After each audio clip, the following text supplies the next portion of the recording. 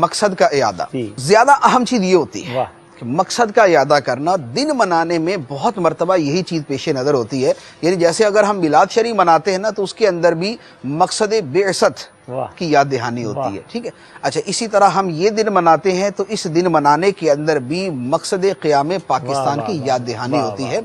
और ये जो चीज होती है, होता क्या है कि जब कोई शय मनाई जाती है, लाजमी बात है उसमें कुछ जोशो खरोश का उनसर भी मौजूद होता है, लेकिन जोशो खरोश तो हो और होश बिल्कुल ही ना हो, ये वाला तरीका नहीं होना चाहिए।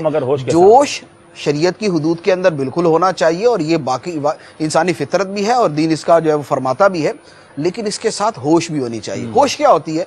होश ही होती है कि थोड़ा सा गौर व फिक्र भी किया जाए। हमारे यहाँ किसी भी दिन को मनाने के अंदर जोश जरूर होता है, लेकिन गौर व फिक्र का पहलू उसके अंदर बहुत कम होता है।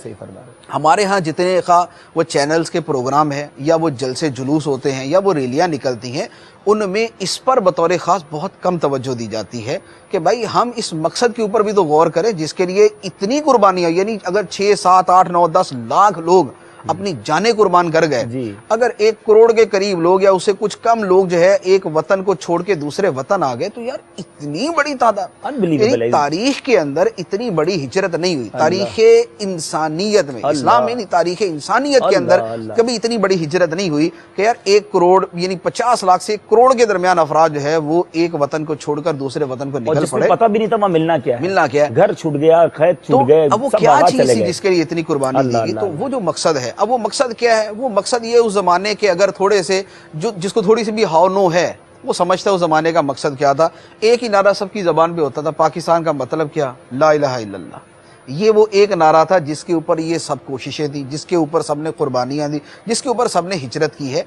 अब इस मकसद को थोड़ा सा इन डिटेल जो है वो किया जाए कि ये जो पाकिस्तान का मतलब क्या? ला इलाहा इल्लल्लाह। अब इस नारे का मतलब क्या?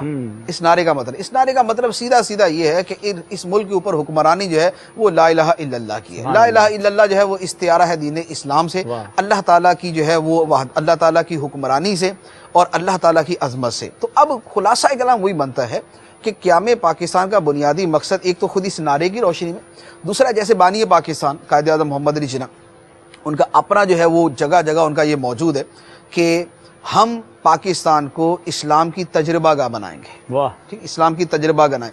इस्लाम की तजर्बागाह बनाने का क्या मतलब है? इस्लाम कोई साइंसी चीज तो नहीं है जिसका तजर्बा करना है। इस्लाम के तजर्बागाह बनाने का मकसद ये है कि इस्लामी उसूलों को प्रैक्टिकली हम इम्प्लीमेंट करेंगे अपने मुल्क के अंदर, जिससे पता चलेगा कि इस्लामी कवानीन की पावर, मजबूती और अजमत कैसी है, इसकी आलमगीरियत, आफाकियत और जामइयत कैसी है, जिसके जिस नाम के ऊपर हम ये पूरा वतन हासिल कर रहे हैं। तो इस्लाम की तजर्बागाह बनाना ये एक बुनियादी मकसद था। उस मकसद की याद दहानी आज के दिन मकसूद है कि वो मकसद जो है वो हमने कुछ हासिल किया, या उसको हासिल कर रहे हैं, या उसको हासिल करने की कोशिश कर रहे हैं, या हमारी कुछ उसके हवाले से प्लानिंग है, या फिर ये है कि एक दिन आता है, इतना हमें मजा आ जाता है कि हमारी छुट्टी हो जाती है, हमारी काम से, बिजनेस से, ऑफिस से, स्कूल से, कॉलेज से छुट्टी हो जाती है, और हम जरा मौज मस्ती करते, घूमते फिरते और अल्लाह अल्लाह खैर सल्लल्लाह।